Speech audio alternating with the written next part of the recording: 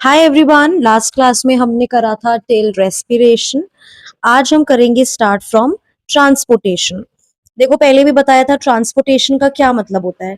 जब हमें कोई भी चीज एक जगह से दूसरी जगह भिजवानी होती है। अब जैसे अगर हम इधर की बात करें, अपने डेली डे टू डे काम की बात करें, अगर हमें कुछ भी चीजों को ट्रांसपोर्टेशन कराना होगा तो हम कुछ ना कुछ मीडियम यूज करते हैं ना। हमारे पास कोई जादू की छड़ी तो है नहीं कि मैंने बोला ये चीज यहाँ भिजवा दो तो वो चली जाएगी। हम व्हीकल्स का इस्तेमाल करते हैं, है ना, सो दैट हम एक चीज को दूसरी जगह ट्रांसफर कर सके, ट्रांसपोर्ट कर सके। सिमिलरली इन आर बॉडी, अगर हमें कुछ भी ट्रांसपोर्ट करना है, चाहे वो हॉर्मोन्स हैं, चाहे कोई इंपॉर्टेंट कुछ भी इंपॉर्टेंट इंपॉर्टेंट कंपोनेंट है, या गैसेस एक्सचेंज है, कुछ भी है, हमें एक मीडियम चाहिए। और हमें चाहिए कि कोई उस चीज को ट्रांसपोर्ट कर दे, तो उसका काम करता है ब्लड। हमारे बॉडी में ट्रांसपोर्टेशन का काम करता है ब्लड। देखो, ब्लड के ना कंपोनेंट्स होते हैं, ठीक है, ब्लड के कुछ कंपोनेंट्स होते हैं। जैसे कि हो गया हमारा आरबीसी। आरबीसी क्या होता है? रेड इन कलर होता है क्योंकि इनके पास हीमोग्लोबिन होता है। हीमोग्लोबिन क्या होता है? आयरन रिच पिगमेंट होता है ना, जो इसको रेड कलर देता है। तो आरबीसी किस में हमारी मदद करता है? ऑक्सीजन की ट्रांसपोर्ट में। जब मैं आपको रेस्पिरेशन भी करा रही थी, मैंने आपको बताया था कि ऑक्सीजन का ट्रांसपोर्ट होता है आरबीसी के थ्रू इन द ब्लड, और CO2 का ट्रांसफर होता है ब्लड के ही एक कॉम्पोनेंट जिसको हम बोलते हैं प्लाज्मा, उधर से। ये रहा प्लाज्मा। प्लाज्मा भी is a component in the blood. ठीक है, देखो ये जो आरबीसीज, व्हाइट ब्लड सेल्स और प्लेटलेट्स है, ये आरबीसीज हो गया, व्हाइट ब्लड सेल्स हो गया, प्लेटलेट्स हो गया, इनको बोलते हैं फॉर्म्ड एलिमेंट्स, ब्लड के फॉर्म्ड एलिमेंट्स। इनके अलावा जो होता है फिर वो होता है प्लाज्मा। तो प्लाज्मा से क्या होता है? CO2 का एक्सचेंज होता है, वाटर और हॉर्मोन्स का एक्सचेंज भी, या ट्रांसपोर्ट बोल सकते हो, ट्रांसपोर्टेशन होता है। डाइजेस्टेड फूड का भी ट्रांसपोर्टेशन होता है, ठीक है। आरबीसी से किसका होता है? ऑक्सीजन का होता है। प्लाज्मा से किसका होता है? CO2, water, digested food, hormones, ठीक है। व्हाइट ब्लड सेल्स का क्या काम होता है? इनका काम होता है कि ये एंटीबॉडीज प्रोड्यूस कर सके, ताकि कुछ भी फॉरेन मटेरियल हमारी बॉडी में आ रहा है तो उसको हम किल कर सके। और प्लेटलेट्स का क्या काम होता है? इनका काम होता है क्लॉटिंग ऑफ ब्लड। जैसे कहीं पे भी हमें, मान लो हम नाइफ से कुछ कर रहे हैं, कट लग गया, या ब्लेड इस्तेमाल कर रहे हैं, कट लग गया, तो कुछ देर बाद ब्लीडिंग रुक जाती है अपने आप। वो किस वजह से होता है? क्योंकि वहां पे क्लॉटिंग हो जाती है, और वो करवाता कौन है? प्लेटलेट्स वहां पे करवाता है, ठीक है। तो इन शॉर्ट ये क्लॉटिंग करा रहे हैं, prevention of the loss of blood करा रहा है। तो ये थे सारे कॉम्पोनेंट्स ऑफ द ब्लड। अब हम पढ़ेंगे कि कैसे हमें ब्लड हेल्प कर रहा है ट्रांसपोर्टेशन करने में, है ना। तो देखो, ब्लड में होती हैं ब्लड वेसल्स, ठीक है। तो अभी हम उसके क्या देख रहे हैं? टाइप्स देख रहे हैं। एक तो ब्लड में होता है आर्टरीज, मतलब ब्लड वेसल्स का टाइप बता रही हूँ। आर्टरीज, वेन्स और कैपिलरीज। कैपिलरीज कैसे होता है?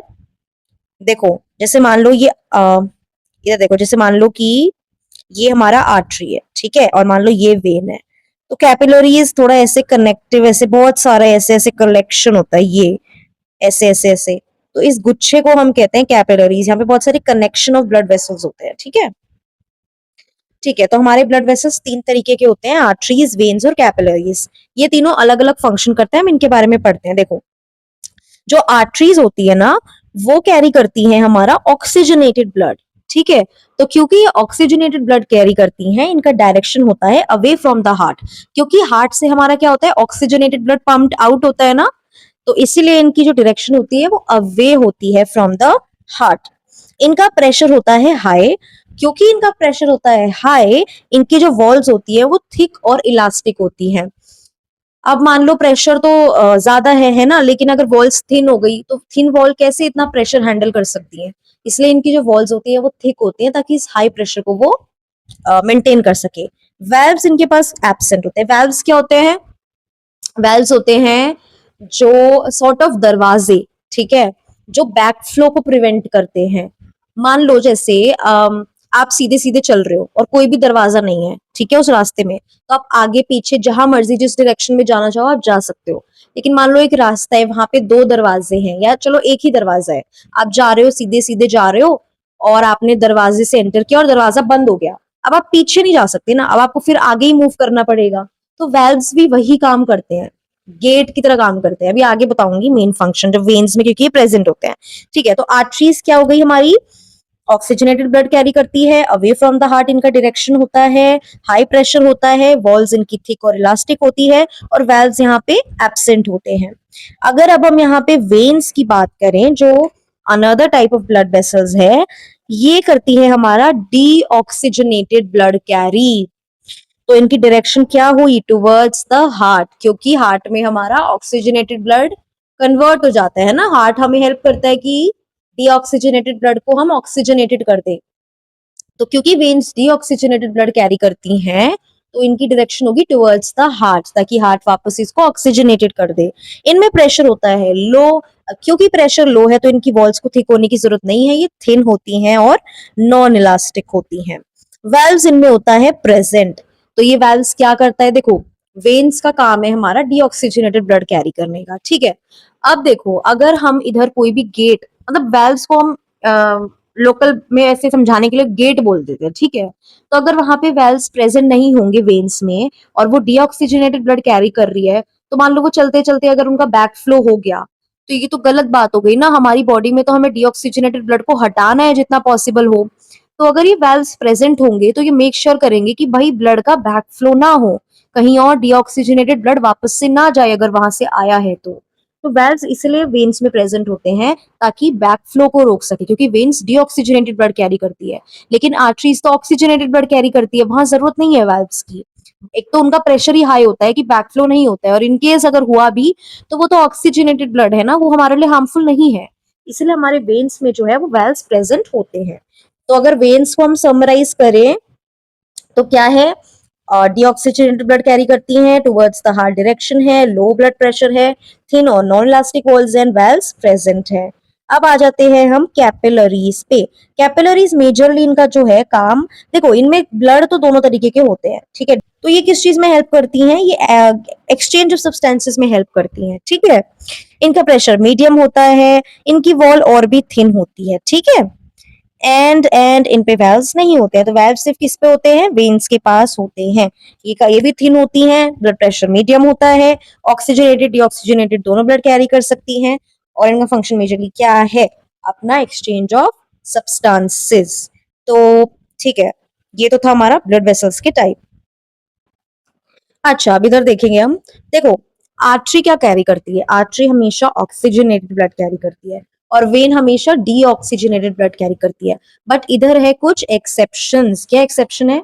पल्मोनरी आर्टरी और पल्मोनरी वेन, ये दो एक्सेप्शंस है। कैसे? देखो, कहीं पे भी अगर शब्द आ जाए ना पल्मोनरी, पल्मोनरी शब्द आ जाए, पल्मोनरी का मतलब होता है कुछ तो लंग्स से रिलेटेड है, ओके।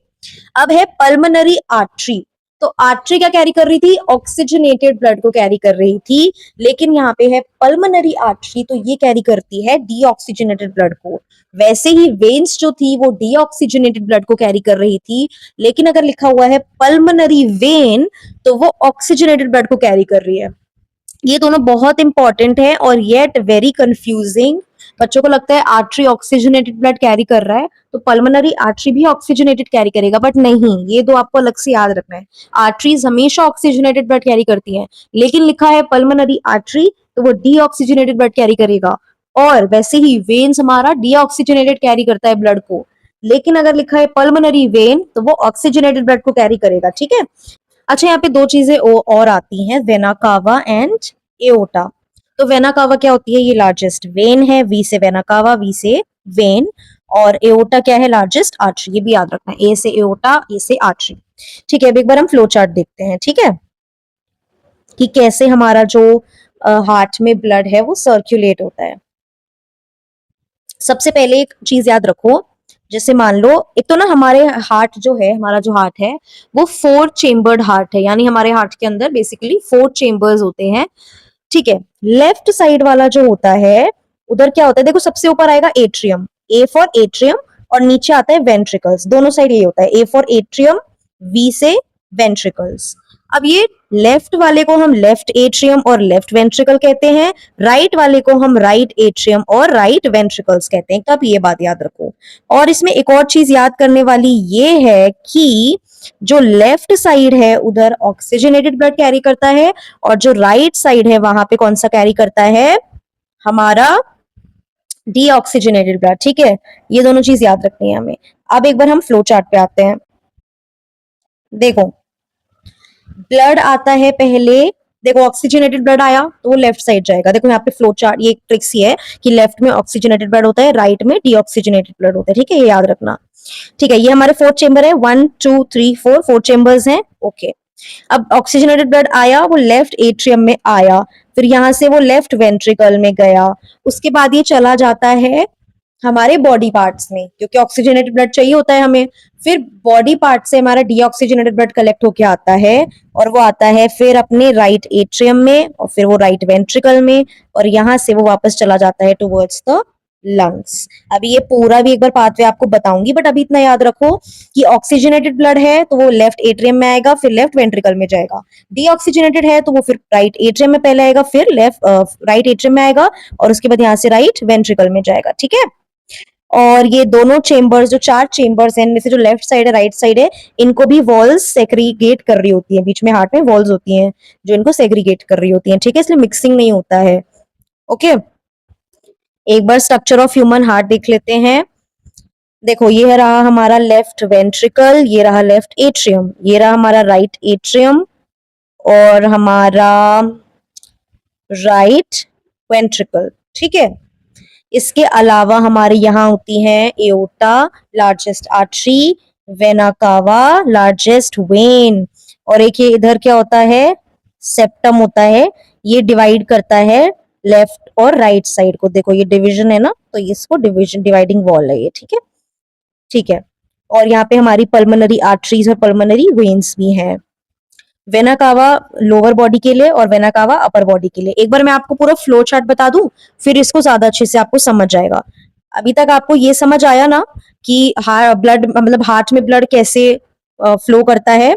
अगर ऑक्सीजनेटेड ब्लड है तो वो पहले लेफ्ट एट्रियम में आएगा, फिर यहाँ से वो लेफ्ट वेंट्रिकल में जाएगा। अगर डीऑक्सीजनेटेड ब्लड है तो पहले राइट एट्रियम में आएगा, फिर राइट वेंट्रिकल में जाएगा। लेफ्ट साइड ऑक्सीजनेटेड ब्लड होता है, राइट साइड डीऑक्सीजनेटेड ब्लड होता है। हार्ट में 4 चेंबर्स होते हैं, लेफ्ट एट्रियम, लेफ्ट वेंट्रिकल जहां ऑक्सीजनेटेड ब्लड होता है, राइट एट्रियम, राइट वेंट्रिकल जहां डीऑक्सीजनेटेड ब्लड होता है। एक बार अगर हम इस एट्रियम और वेंट्रिकल्स का कैरेक्टरिस्टिक्स देख लें तो इधर लिखा हुआ है, देखो जो एट्रियम्स होते हैं वो हमारे अपर चेंबर में होते हैं, यानी ऊपर वाले हिस्से में होते हैं। ये थिन वॉल्ड होते हैं और यहाँ पे ब्लड आता है, रिसीव होता है, चाहे ऑक्सीजनेटेड हो चाहे डीऑक्सीजनेटेड हो, सबसे पहले एट्रियम में ही आता है। और ये थिन वॉल्ड होती है और ये अपर चेंबर होती है। जो वेंट्रिकल्स है वो लोअर चेंबर में है।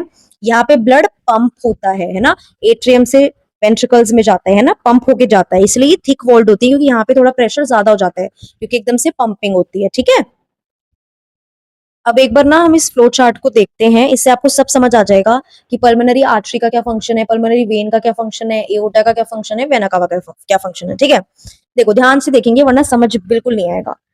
हम सबसे पहले क्या करते हैं, इनहेल करा हमने, इधर देखो हमने सबसे पहले किया इनहेल, हमने इनहेल किया तो ऑक्सीजन आया, लंग्स के थ्रू आया।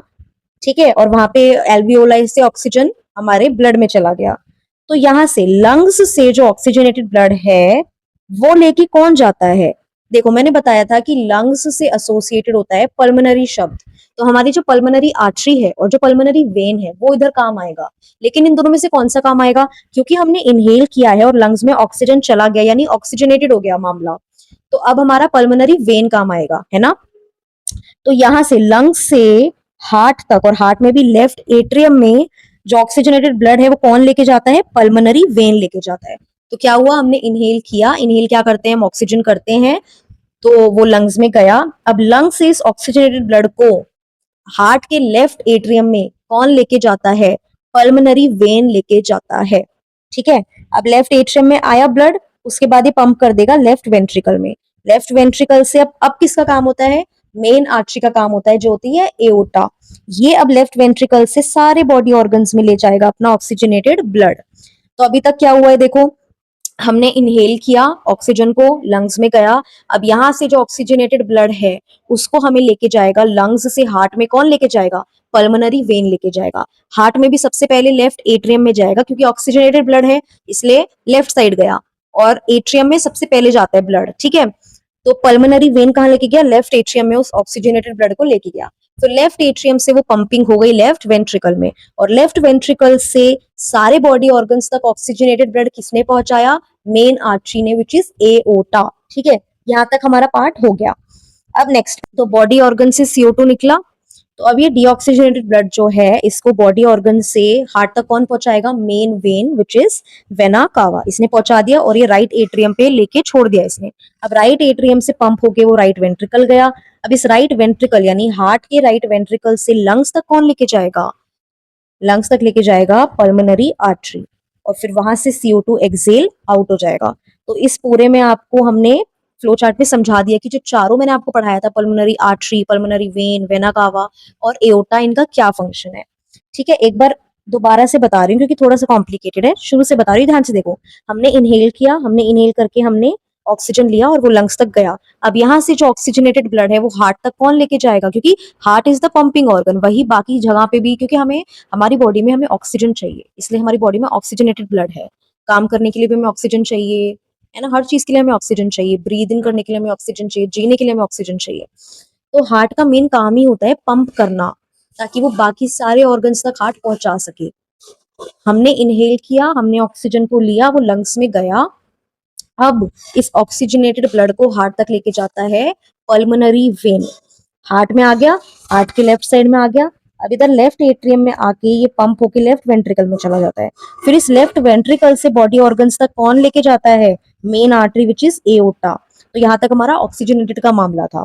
ठीक है, अब जब बॉडी ऑर्गन्स ने हमारा CO2 को निकाल दिया, तो अब ये डीऑक्सीजनेटेड जो ब्लड है वो बॉडी ऑर्गन से हार्ट तक किसके थ्रू जाएगा? वेना कावा से, मेन वेन से। और जब ये हार्ट में आया तो ये पहले राइट एट्रियम में आया, फिर ये पंप होके राइट वेंट्रिकल में आया। अब इस राइट वेंट्रिकल से हमें लंग्स तक पहुंचाना है, क्योंकि वहां से ही एक्सपायर होगा, ये बाहर निकलेगी हमारी CO2। तो राइट वेंट्रिकल से लंग्स तक कौन लेके जाता है? पल्मोनरी आर्टरी, और यहाँ से ये एक्सेल आउट हो जाता है। इसलिए मैंने आपको बोला था इसे याद रखने को कि पल्मोनरी शब्द लंग्स से रिलेटेड है। तो देखो, दोनों जगह पल्मोनरी आर्टरी हो चाहे पल्मोनरी वेन हो, दोनों ही लंग्स और हार्ट को कनेक्ट करवा रही है। पल्मोनरी वेन क्या कर रही है? लंग्स से हार्ट तक ऑक्सीजनेटेड ब्लड लेके जा रही है, और पल्मोनरी आर्टरी क्या कर रही है? ये हार्ट से लंग्स तक डीऑक्सीजनेटेड ब्लड लेके जा रही है, यानी रिलेटेड तो ये लंग्स से ही है ना। बाकी ये एओर्टा जो मेन आर्टरी और वेना कावा जो मेन वेन है, ये हार्ट से बॉडी ऑर्गन या बॉडी ऑर्गन से हार्ट तक का सफर तय करती है। तो ये आपको याद रखना है। तो एक बार अगर मैं फिर से इस डायग्राम को आपको समझाऊं, तो देखो, आपकी पल्मोनरी वेन जो है ये आपका ऑक्सीजनेटेड ब्लड लेके आई और इसने लेफ्ट एट्रियम में रख दिया लाके, फिर पंप होके लेफ्ट वेंट्रिकल में चला गया। यहां से कौन बॉडी ऑर्गन्स में लेके जाएगा ब्लड को? हमारा मेन आर्टरी विच इज अओर्टा। तो अओर्टा ने बॉडी ऑर्गन्स तक पहुंचा दिया। अब वहां से जो डीऑक्सीजनेटेड ब्लड है उसको हार्ट तक कौन लेके आएगा? उसको लेके आएगा वेना कावा। तो यहाँ पे जो आपको गिवन है ना, vena cava from upper body, vena cava from lower body, मतलब कि ये लोअर बॉडी से हार्ट तक ब्लड लेके आ रही है और ये अपर बॉडी से हार्ट तक ब्लड लेके आ रही है। कौन सा ब्लड? डीऑक्सीजनेटेड ब्लड लेके आ रही है हार्ट तक। तो इनने अपना लेके आई और अपना राइट एट्रियम में ब्लड रख दिया। फिर राइट एट्रियम से ये जाता है राइट वेंट्रिकल तक, ये सारा डीऑक्सीजनेटेड है।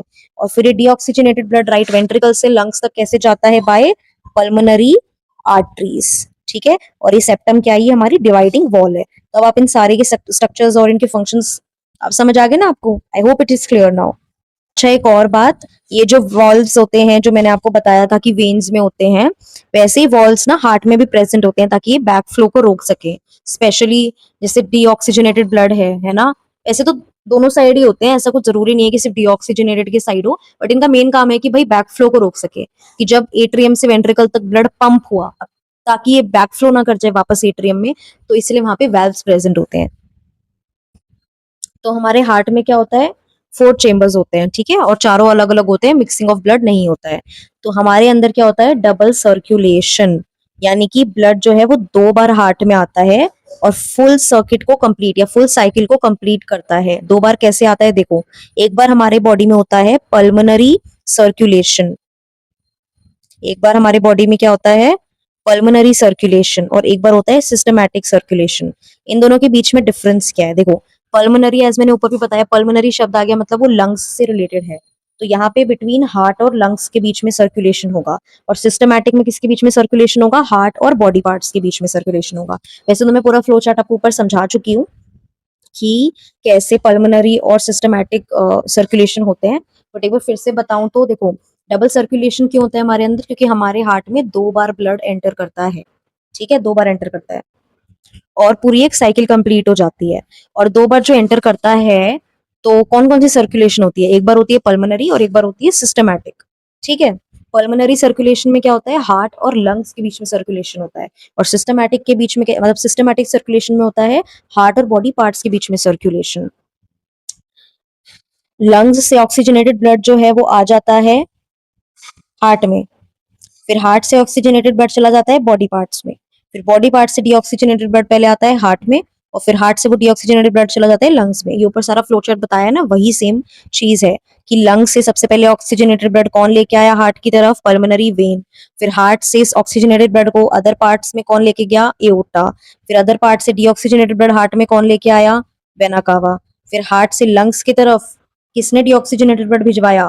पल्मोनरी आर्टरी ने। तो ये मैं बता चुकी हूँ, ठीक है। अब हम पढ़ते हैं कि ये जो क्लासेस होती हैं, जैसे हम कौन सी क्लास के अंदर आते हैं? हम मैमल्स हैं, इसलिए हमारे अंदर कितना चेंबर ऑफ हार्ट है? 4 चेंबर हार्ट है। हमारे पास 2 एट्रिया हैं, 2 वेंट्रिकल्स हैं। लेकिन बाकियों में कितने चेंबर्स होते हैं? सबसे पहले आ जाते हैं फिशेस के पास। फिशेस के पास 2 चेंबर हार्ट होता है, यानी इनके पास एक एट्रिया होता है और एक वेंट्रिकल। जो हमारे एम्फीबियंस हैं, इनके अंदर होता है 3 चेंबर्ड हार्ट, यानी 2 चेंबर्ड हार्ट सिर्फ होता है हमारे फिशेस के अंदर, ठीक है, एक एट्रियम और एक वेंट्रिकल। एम्फीबियंस और रेप्टाइल्स के अंदर ना 3 चेंबर्ड हार्ट होते हैं, यानी इनके पास 2 एट्रियम होते हैं और वेंट्रिकल एक होता है। और जो बर्ड्स हैं और हम मैमल्स हैं, हम दोनों के अंदर होता है 4 चेंबर्ड हार्ट, ठीक है, ये क्लियर है? ओके। अब जब फिशेस में 2 चेंबर्ड हार्ट हैं, तो इनके पास बस सिंगल ही सर्कुलेशन होता है। एम्फीबियंस और रेप्टाइल्स में 3 चेंबर्ड हार्ट है, तो यहाँ पे डबल सर्कुलेशन तो नहीं होता, बट हम इसको बोलते हैं इनकम्प्लीट डबल सर्कुलेशन, ठीक है। और एव्स यानी बर्ड्स और मैमल्स के अंदर 4 चेंबर हार्ट है, तो हमारे अंदर कंप्लीट डबल सर्कुलेशन होता है, यानी ब्लड 2 बार एंटर करता है हार्ट में, ठीक है। अगर बात करें हम फिशेस की, एम्फीबियंस की और रेप्टाइल्स की, ये तीनों होते हैं कोल्ड ब्लडेड। और अगर हम मैमल्स और बर्ड्स की बात करें, हम होते हैं वार्म ब्लडेड, यानी हम अपना टेम्परेचर मेंटेनेंस कर सकते हैं according to the atmosphere and the environmental condition की बाहर कैसा टेम्परेचर है, हम अपनी बॉडी का टेम्परेचर मेंटेन कर सकते हैं, ठीक है। देखो जितने चेंबर्स होंगे ना हार्ट में, उतना ही सेपरेशन या सेग्रीगेशन हो पाता है ऑक्सीजनेटेड और डीऑक्सीजनेटेड ब्लड का। जैसे हमारे पास 4 चेंबर्स हैं, तो हमारे में बिल्कुल भी मिक्सिंग नहीं होती बिटवीन ऑक्सीजनेटेड एंड डीऑक्सीजनेटेड, और हमारा प्रॉपर सेग्रीगेट होकर रखते हैं दोनों ब्लड, क्योंकि इनका मिक्सिंग हो जाएगा ये तो और बकवास चीज है ना। तो जितना अच्छा चेंबर मतलब जितने ज्यादा चेंबर होंगे उतना बेटर सेग्रीगेशन होगा या सेपरेशन होगा, उतना ही ऑक्सीजन सेल्स तक की तरफ पहुंच पाएगा, क्योंकि ऑक्सीजनेटेड ब्लड, और क्योंकि जो ऑक्सीजनेटेड ब्लड है वो मिक्सिंग अप नहीं हो रहा है विद द डीऑक्सीजनेटेड, इसलिए अच्छे से ऑक्सीजन सेल्स की तरफ पहुंच पाएगा और अच्छे से रेस्पिरेशन होगा। अगर और अच्छे से रेस्पिरेशन होगा तो और एनर्जी रिलीज होगी और हमारा टेम्परेचर रेगुलेट हो पाएगा। अब ना इसमें एक पार्ट और आता है अबाउट, जिसे हम बोलते हैं लिम्फ या टिश्यू फ्लूइड। ये क्या होता है? देखो ये ना, जैसे ब्लड है, ब्लड में प्लाज्मा होता है, अगर वहां कहीं लीकेज हो जाए है ना, तो अलग से एक फ्लूइड इकट्ठा होने लग जाता है जिसे हम लिम्फ कहते हैं। मतलब ब्लड फ्लो कर रहा है, प्लाज्मा फ्लो कर रहा है, वहां से कहीं से लीकेज हो ना, तो एक अलग सा पैसेज बन जाता है और उस मैट्रिक्स या उस फ्लूइड को हम या तो टिश्यू फ्लूइड कहते हैं या लिम्फ कहते हैं, ठीक है। देखो जैसे ये भी मान लो इसमें वेन का डायग्राम दिखाया हुआ है और यहाँ से कुछ लीकेज हुआ, तो एक अलग ही फ्लूइड बन गया जिसे हम टिश्यू फ्लूइड या लिम्फ कहते हैं। तो this is form due to the leakage of plasma from blood. ये कलरलेस होता है क्योंकि इसमें आरबीसीज तो होते नहीं है, इसमें होते हैं डब्ल्यूबीसीज और प्रोटीन्स, ये दोनों चीजें होती हैं इसमें। इसका काम क्या होता है? ये फैट एब्जॉर्प्शन में हेल्प करता है, मतलब कोई भी एक्सेस फैट है तो वो इधर एब्जॉर्ब हो जाता है, और उसके ट्रांसपोर्ट में भी ये हेल्प करता है। इम्यूनिटी कैसे प्रोवाइड करता है, अभी मैंने ऊपर बताया, इनके पास डब्ल्यूबीसीज प्रेजेंट होते हैं, और ये फ्लूइड के बैलेंस में भी मदद करता है, ठीक है। तो ये था हमारा ट्रांसपोर्टेशन वाला part. Next class will be the final class of this chapter. Thank you.